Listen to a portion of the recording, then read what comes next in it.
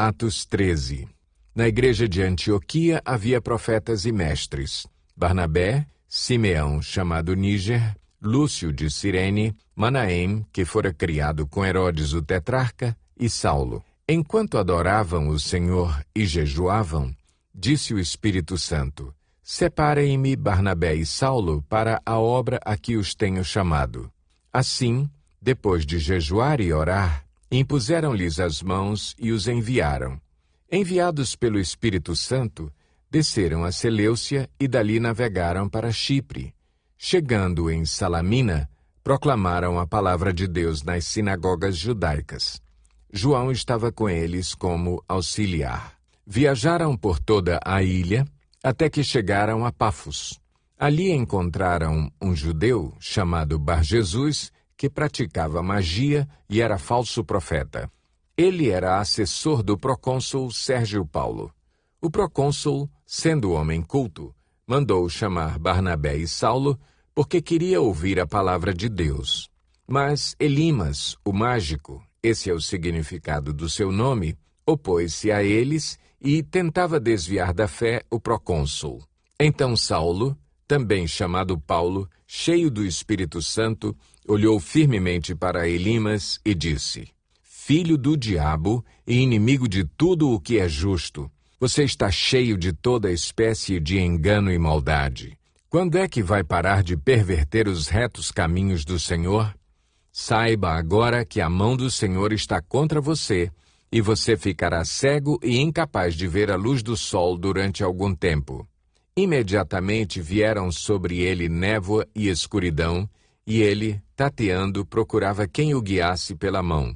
O procônsul, vendo o que havia acontecido, creu, profundamente impressionado com o ensino do Senhor. De Pafos, Paulo e seus companheiros navegaram para Perge, na Panfilha.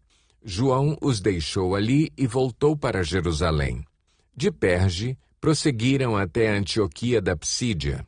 No sábado, entraram na sinagoga e se assentaram. Depois da leitura da lei e dos profetas, os chefes da sinagoga lhes mandaram dizer: Irmãos, se vocês têm uma mensagem de encorajamento para o povo, falem. Pondo-se de pé, Paulo fez sinal com a mão e disse: Israelitas e gentios que temem a Deus, ouçam-me. O Deus do povo de Israel escolheu nossos antepassados e exaltou o povo durante a sua permanência no Egito. Com grande poder, os fez sair daquele país e os aturou no deserto durante cerca de 40 anos. Ele destruiu 7 nações em Canaã e deu a terra delas como herança ao seu povo. Tudo isso levou cerca de 450 anos. Depois disso, ele lhes deu juízes até o tempo do profeta Samuel.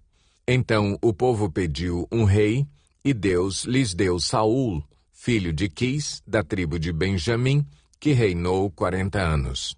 Depois de rejeitar Saul, levantou-lhes Davi como rei, sobre quem testemunhou: Encontrei Davi, filho de Jessé, homem segundo o meu coração. Ele fará tudo o que for da minha vontade. Da descendência desse homem, Deus trouxe a Israel o Salvador Jesus, como prometera. Antes da vinda de Jesus, João pregou um batismo de arrependimento para todo o povo de Israel. Quando estava completando sua carreira, João disse: Quem vocês pensam que eu sou? Não sou quem vocês pensam, mas eis que vem depois de mim aquele cujas sandálias não sou digno nem de desamarrar. Irmãos, filhos de Abraão e gentios que temem a Deus, a nós foi enviada esta mensagem de salvação. O povo de Jerusalém e seus governantes não reconheceram Jesus, mas, ao condená-lo, cumpriram as palavras dos profetas que são lidas todos os sábados. Mesmo não achando motivo legal para uma sentença de morte, pediram a Pilatos que o mandasse executar. Tendo cumprido tudo o que estava escrito a respeito dele, tiraram-no do madeiro e o colocaram num sepulcro. Mas Deus o ressuscitou dos mortos, e, por muitos dias, foi visto por aqueles que tinham ido com ele da Galiléia para Jerusalém. Eles agora são testemunhas dele para o povo. Nós lhes anunciamos as boas novas. O que Deus prometeu a nossos antepassados, ele cumpriu para nós, seus filhos, ressuscitando Jesus, como está escrito no Salmo 2: Tu és meu filho, eu hoje te gerei. O fato de que Deus o ressuscitou dos mortos para que nunca entrasse em decomposição é declarado nestas palavras: Eu lhes dou as santas e fiéis bênçãos prometidas a Davi. Assim, ele diz noutra passagem: Não permitirás que o teu santo sofra decomposição. Tendo, pois, Davi servido ao propósito de Deus em sua geração, adormeceu, foi sepultado com os seus antepassados e seu corpo se decompôs. Mas aquele a quem Deus ressuscitou não sofreu decomposição. Portanto, meus irmãos, quero que saibam que mediante Jesus lhes é proclamado o perdão dos pecados. Por meio dele, todo aquele que crê é justificado de todas as coisas das quais não podiam ser justificados pela lei de Moisés. Cuidem, para que não lhes aconteça o que disseram os profetas. Olhem, escarnecedores, admirem-se e pereçam, pois nos dias de vocês farei algo que vocês jamais creriam se alguém lhes contasse. Quando Paulo e Barnabé estavam saindo da sinagoga, o povo os convidou a falar mais a respeito dessas coisas no sábado seguinte. Despedida a congregação, muitos dos judeus e estrangeiros piedosos convertidos ao judaísmo seguiram Paulo e Barnabé. Estes conversavam com eles, recomendando-lhes que continuassem na graça de Deus. No sábado seguinte, quase toda a cidade se reuniu para ouvir a palavra do Senhor. Quando os judeus viram a multidão, ficaram cheios de inveja e, blasfemando, contradiziam o que Paulo estava dizendo. Então Paulo e Barnabé lhes responderam corajosamente: Era necessário anunciar primeiro a vocês a palavra de Deus. Uma vez que a rejeitam e não se julgam dignos da vida eterna, agora nos voltamos para os gentios, pois assim o Senhor nos ordenou. Eu fiz de você luz para os gentios, para que você leve a salvação até aos confins da terra. Ouvindo isso, os gentios alegraram-se e bendisseram a palavra do Senhor, e creram todos os que haviam sido designados para a vida eterna. A palavra do Senhor se espalhava por toda a região. Mas os judeus incitaram as mulheres piedosas de elevada posição e os principais da cidade. E, provocando perseguição contra Paulo e Barnabé, os expulsaram do seu território. Estes sacudiram o pó dos seus pés em protesto contra eles e foram para Icônio. Os discípulos continuavam cheios de alegria e do Espírito Santo. Atos 14. Em Icônio, Paulo e Barnabé, como de costume, foram à sinagoga judaica. Ali falaram de tal modo que veio a crer grande multidão de judeus e gentios. Mas os judeus que se tinham recusado a crer incitaram os gentios e irritaram-lhes os ânimos contra os irmãos. Paulo e Barnabé passaram bastante tempo ali, falando corajosamente do Senhor, que confirmava a mensagem de sua graça, realizando sinais e maravilhas pelas mãos deles. O povo da cidade ficou dividido. Alguns estavam a favor dos judeus, outros a favor dos apóstolos. Formou-se uma conspiração de gentios e judeus, com os seus líderes, para maltratá-los e apedrejá-los. Quando eles souberam disso, fugiram para as cidades licaônicas de Listra e Derbe e seus arredores, onde continuaram a pregar as boas novas. Em Listra, havia um homem paralítico dos pés, aleijado desde o nascimento, que vivia ali sentado e nunca tinha andado. Ele ouvira Paulo falar. Quando Paulo olhou diretamente para ele e viu que o homem tinha fé para ser curado, disse em alta voz: Levante-se, fique em pé. Com isso, o homem deu um salto e começou a andar. Ao ver o que Paulo fizera, a multidão começou a gritar em língua licaônica: os deuses desceram até nós em forma humana. A Barnabé chamavam Zeus e a Paulo Hermes, porque era ele quem trazia a palavra. O sacerdote de Zeus, cujo templo ficava diante da cidade, trouxe bois e coroas de flores à porta da cidade, porque ele e a multidão queriam oferecer-lhes sacrifícios. Ouvindo isso, os apóstolos Barnabé e Paulo rasgaram as roupas e correram para o meio da multidão, gritando: homens, por que vocês estão fazendo isso? Nós também somos humanos como vocês. Estamos trazendo boas novas para vocês, dizendo-lhes que se afastem dessas coisas vãs e se voltem para o Deus vivo, que fez o céu, a terra, o mar e tudo o que neles há.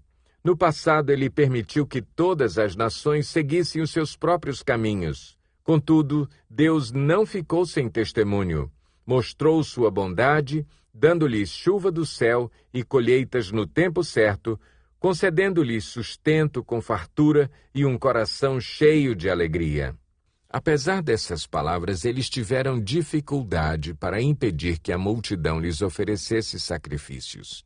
Então, alguns judeus chegaram de Antioquia e de Icônio e mudaram o ânimo das multidões.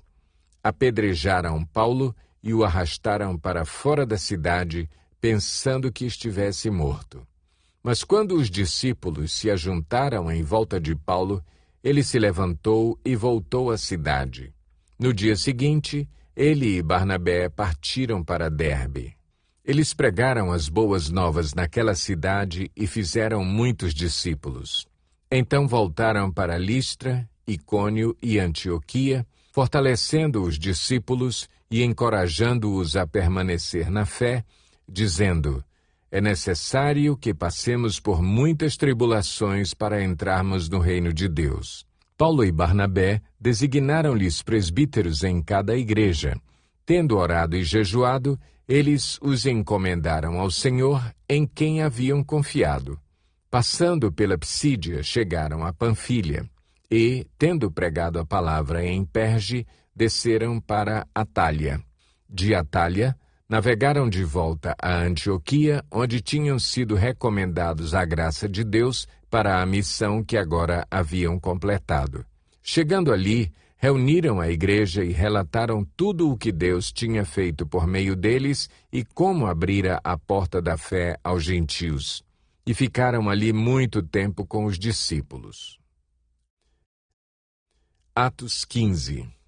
Alguns homens desceram da Judéia para Antioquia e passaram a ensinar aos irmãos: se vocês não forem circuncidados conforme o costume ensinado por Moisés, não poderão ser salvos. Isso levou Paulo e Barnabé a uma grande contenda e discussão com eles.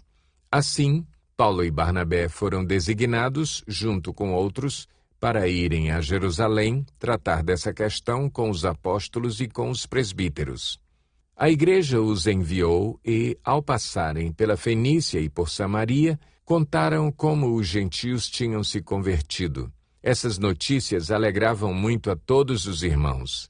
Chegando a Jerusalém, foram bem recebidos pela igreja, pelos apóstolos e pelos presbíteros, a quem relataram tudo o que Deus tinha feito por meio deles.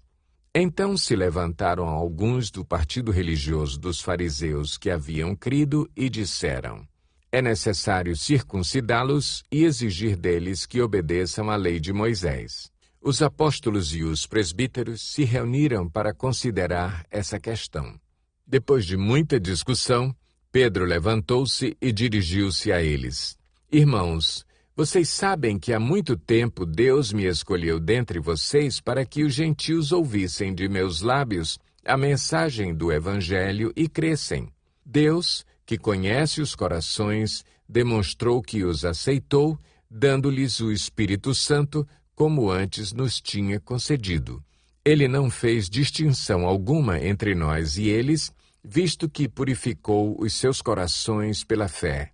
Então, por que agora vocês estão querendo tentar a Deus, pondo sobre os discípulos um jugo que nem nós, nem nossos antepassados conseguimos suportar? De modo nenhum. Cremos que somos salvos pela graça de nosso Senhor Jesus, assim como eles também. Toda a assembleia ficou em silêncio enquanto ouvia Barnabé e Paulo falando de todos os sinais e maravilhas que, por meio deles, Deus fizera entre os gentios. Quando terminaram de falar, Tiago tomou a palavra e disse: Irmãos, ouçam-me. Simão nos expôs como Deus, no princípio, voltou-se para os gentios a fim de reunir dentre as nações um povo para o seu nome. Concordam com isso as palavras dos profetas, conforme está escrito: Depois disso, voltarei e reconstruirei a tenda caída de Davi. Reedificarei as suas ruínas e a restaurarei, para que o restante dos homens busque o Senhor, e todos os gentios sobre os quais tem sido invocado o meu nome, diz o Senhor, que faz estas coisas conhecidas desde os tempos antigos. Portanto, julgo que não devemos pôr dificuldades aos gentios que estão se convertendo a Deus.